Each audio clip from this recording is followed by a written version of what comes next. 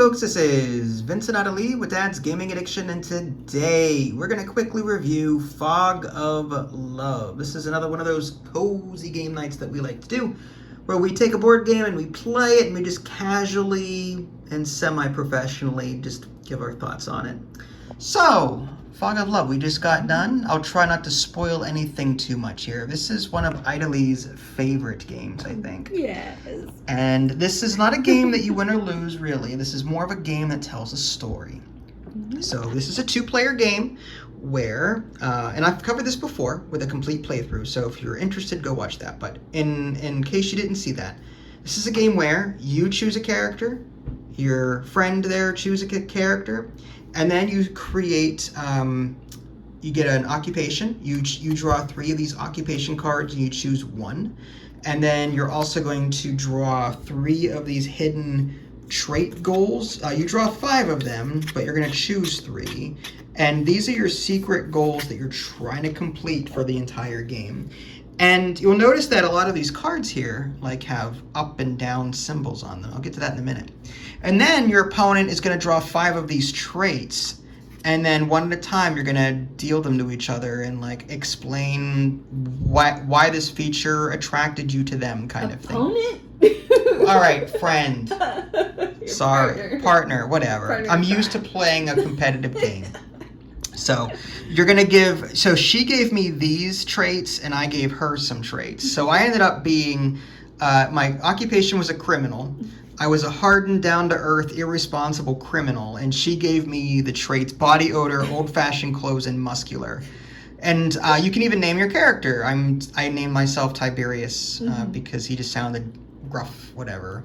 And then you, what was your name? Shauna? My name was Shauna, Dr. Shauna, the psychologist. The psychologist, yes. And you gave me seducing scent. Yes. Stoned and a crooked nose, which is very interesting. That's what attracted me. It wasn't the seducing scent; it was the crooked nose and their glazed look on your face. There you go. And my secret traits were fun-loving, secure, but manipulative.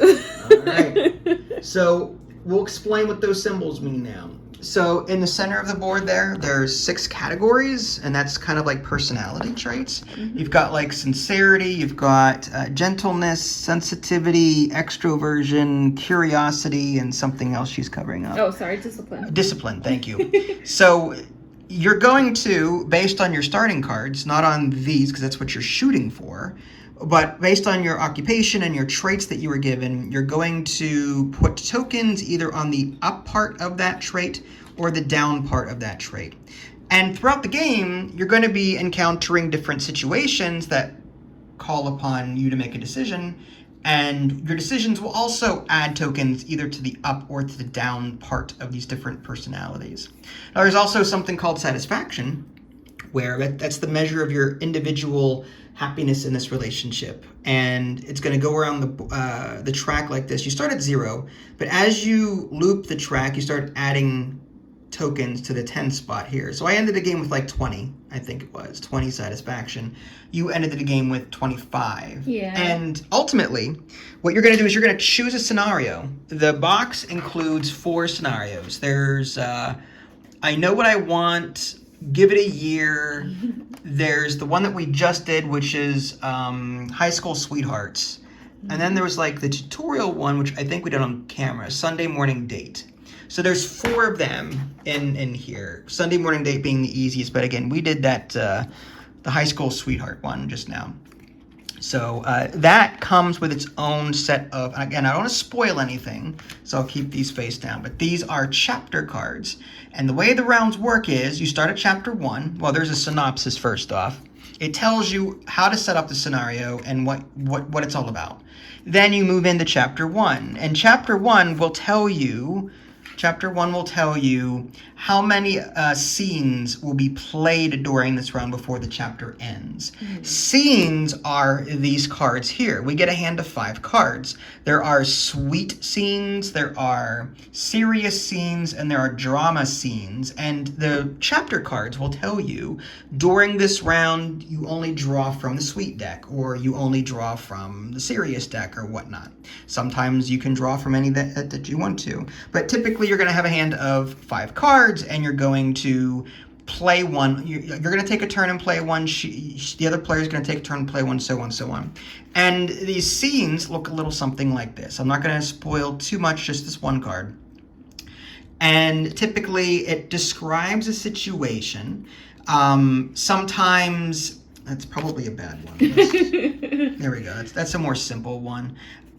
So, like, it says partner chooses. In that case, if I were to play this card, only she needs to pick the resulting effect of this. And then, depending on her choice, I could lose satisfaction, she could lose satisfaction, or just her, whatever. A number of things can happen, and also we add tokens to these personality things here as well. So some cards like call upon just one player making a choice, whereas other cards like this one say both choose, and then you both will, using these tokens, silently or secretly, pick the answer that you want, put it face down here, and then you both reveal them at the same time. And then depending on, wow. Wow. Depending on, I wish our game played that well. I know, our whole match. Yeah, depending on what happens, if it, like for example, it's match, not all, refocus, there we go. We both get that yellow down because we both choose B, but because we match, we both get 2 satisfaction. Reveal if you have unconditional love in your hand. Unconditional love is a reference to destinies. Now, you start the game with some destinies, and the ones that you start with will depend on the scenario that you're playing. And throughout the game, you're going to be gaining and losing destinies. But ultimately, at the end of the game, you're going to choose one, and you're trying to complete that goal.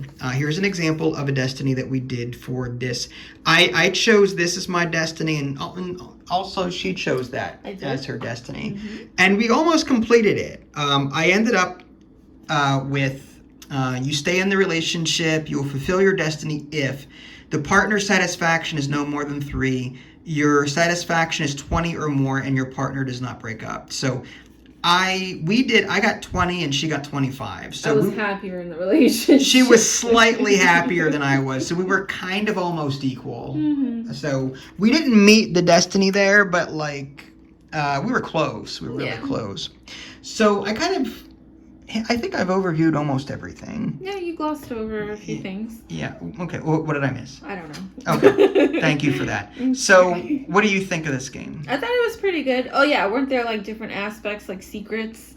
Yeah. Okay. Well, secrets. Those are scenes that you would play face down over here.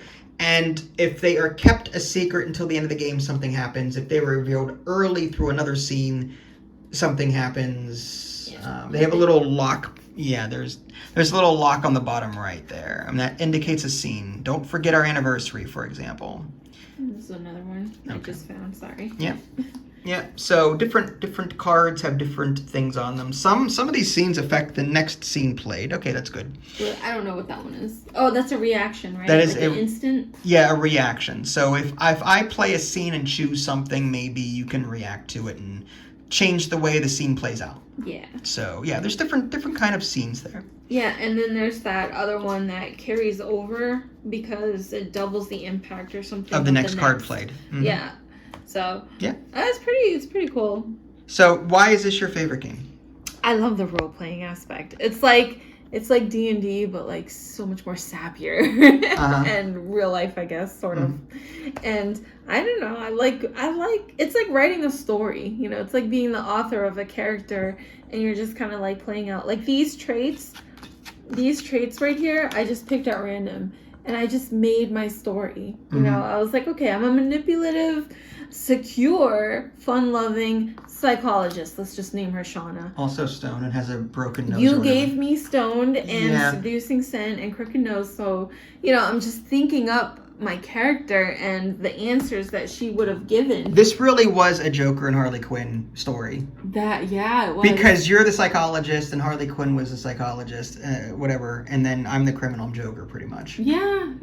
That's how it all played out. I mean, although Joker really wasn't muscular, I don't know about the body of the part. Lean. I should have given you lean, but Yeah, I don't know. I just love like being the author of your own character and then trying to. There's also some sort of strategy to this too, because if you see your partner putting a lot more, like choosing answers that are really covering a certain aspect, a certain personality trait, yeah, you kind of want to help them out and pick answers that maybe don't match your own characters, but will match the hearts. Right. So that your heart thingy will go up. And that's not required though. Like that's if you want to meta the game and beat it.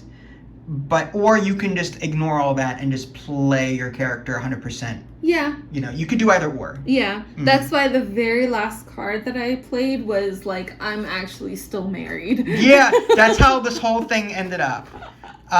In the end, the last chapter, her friend died, and I just said, "Suck it up, Buttercup." Is what I pretty much said. And then later, like 2 scenes later, by the way, I'm married still. Yeah, I'm still married. Sorry, what you gonna do about it? And I said, married? Are you kidding me? And I took it real bad, and then she lost a bunch of satisfaction. Yeah, it's really funny because his quote was, "I'm taking you down with me if you're doing this. Let's go." Let's really go. Yeah. But yeah, and it's fun because you can really be as sappy as you want or be as heartless as you want. Yeah, pretty. Well, yeah, you can. You're not being you. You can pretend to be. That's my issue with this game. I am not a role player. When I play D&D, my goal is to get every stat above 75. You're a metagamer. I am. I play to kick as much butt as possible because my character in the end is so powerful. Yeah. I think part of that is because you don't really like competitive play, like with other people, so you just kind of like compete with yourself. Look at that, I'm trying to be a psychologist and analyze. Yes. I'm really taking Sean to heart. Yeah, I see that. Yeah. But, now do something about your nose. I know, it is crooked. Wow, dude. That's funny. I can't. There's a lot of like inappropriate stuff that's not friendly. There's sex tapes. There's threesomes. Yeah. There's like all these sorts of things that are probably not that like not appropriate for children. This is an adult game. Yeah. This is an adult storytelling game, and you have to accept that unlike a Euro game, like 95% of the games on the market, there's a win and lose condition. While there is the goal of trying to meet your destinies, it's not like, even the card says, remember, true love is blah, blah, blah. Yeah. So even if you don't make your destiny, so what? You just told the story and that's it. Yeah. So this is the rare game where you don't have to worry about winning or losing. As long as you're having fun. This game really centers around the role play. Yeah, it tells a story. So like if you don't make it, you can just come up with a story, be like, okay, we are not equal partners. Yeah. You're the criminal, I'm the psychologist. Look at how unequal we are. Like, you're way more sensitive than I am. But look how insincere you are. I'm the criminal and you're really insincere. Should it be the other way around? Well, you're a good teacher. I guess I am. I'm a bad influence. I was observing your behavior. Yeah, I Joker corrupted Harley Quinn big time. You ended up being way too sensitive. Sorry. No, insensitive. No, that's right. I'm insensitive. You're very insensitive. You're pretty gruff. Yeah. And I'm the extrovert, I guess. Yeah. You're not as curious as I am, and I don't know about this. It's like you were disciplined. I was trying, but then I kind of like brought. I was really trying to meet that one goal. I was trying to get 3 down in that category, but I couldn't. I love the author of your own character in this game. I don't even know if it's memorable. Right. I would only recommend this to people who have the imagination. Like, if you're a D&Der that loves to roleplay, this is for you. Yeah. But if you're a metagamer, like you had mentioned that term earlier, like if you're a min-maxer, if you're constantly trying to strategize the best efficient move regardless of how your character might feel about it, this game is not for you. Yeah. So I'm on the fence. I play D&D and I watch a lot of sci-fi. I understand that there's different places, imaginary places. I recognize that. Yeah. But me role-playing as another, like when I play D&D as Saberwolf, my ranger, I played almost to a T what I would do, as a person. You know what I mean? And I can attest to that because he just does not want to role play. Like, he never wants to role play, not even in the bedroom. But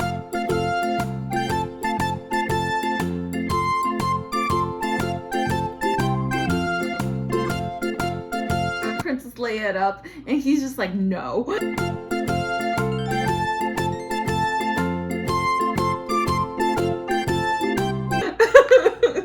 So she's being facetious right now. Do not listen to a word she's saying.